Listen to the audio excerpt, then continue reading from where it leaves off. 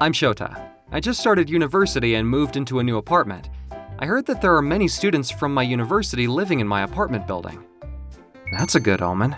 I'll make sure to introduce myself when I see them. My room was in the corner of the building.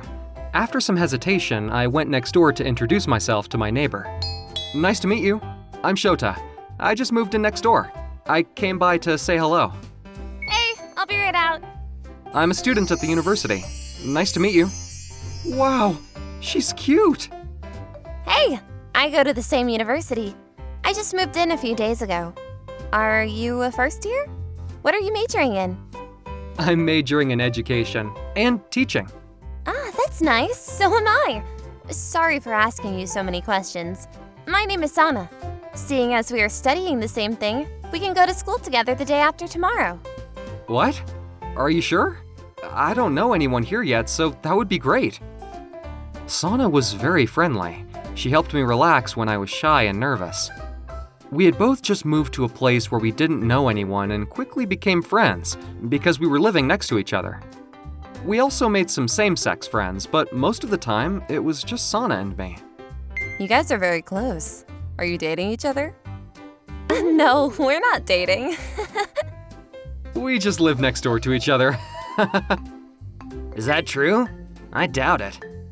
I had actually fallen in love with Sana the moment I laid my eyes on her. The whole time I had known her, I secretly loved her. She was very quick to assure our friends that we weren't dating, so it made it very difficult for me to work up the courage to tell her I loved her. She would often come over to my house to hang out. Hey, Shota, are you free to go out now? Let's go buy some alcohol and food and hang out at your house. Yeah, of course. Anyone who doesn't know us could easily assume that we are a couple. She doesn't think of me as a man. Sana and I would drink and eat together, get drunk, and fall asleep in my bed without a care in the world. I thought it was pretty rare for a man and woman to get that close. Every time I put myself in that situation, I would fight all of my urges to make a move on her. The next morning, you can't fall asleep in men's houses like that. You're going to get attacked one day. You don't have the courage to attack me, Shota. Are you making fun of me? No, help! Tickling her was one of my ways to let off steam. It allowed me to mess around with her without being too aggressive. On the night of Valentine's Day in our first year of university, I got home from my part-time job and Sana came over to my house. Shota, please take this. Were you waiting for me to come home? Thank you. This makes me happy even though it's chocolate that you give to a friend. This chocolate is for lovers. I love you, Shota. Really? That makes me so happy. I would remember that Valentine's Day forever. When Sana and I started dating, our daily routine didn't change very much except that we hugged a lot more. In the winter of my second year of university, I've liked you since the moment I saw you, Sana. When did you start liking me? Since we got drunk one night and you tickled my belly, I felt very comfortable and happy with you. The moments that we both fell in love were very different. Next year, we start job hunting. I hope we can be together forever.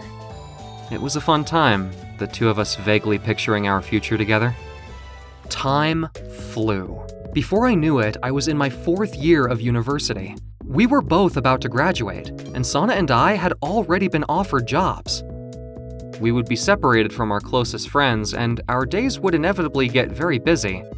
I wondered if I would be able to take care of Sana. Hey, since we are moving out of our old rooms, why don't we rent a bigger apartment and live together? Live together? That sounds nice. That's funny. I was thinking the same thing. But I don't want to sneak around, so let's get permission from our parents first. Yes, you're right. I don't want to sneak around either. I could tell that you were thinking about it too. Of course! I was overjoyed at how happy Sana looked. That weekend, we went to see Sana's parents. My daughter has told me about you. Married life is very long. It sounds like a good idea to try living with each other first. Thank you so much! I like your modern style. I will be happy if you decide to marry our daughter. Thanks, Mom. I was so nervous before meeting Sana's parents. Now that they had approved of our idea, I felt so relieved. After we graduated, we moved into our new apartment and began living together. We've been together for a long time, so it doesn't feel like much has changed. But it's nice to have our parents' approval, isn't it? Yeah, our lives will be very busy from now on, so we have to help each other.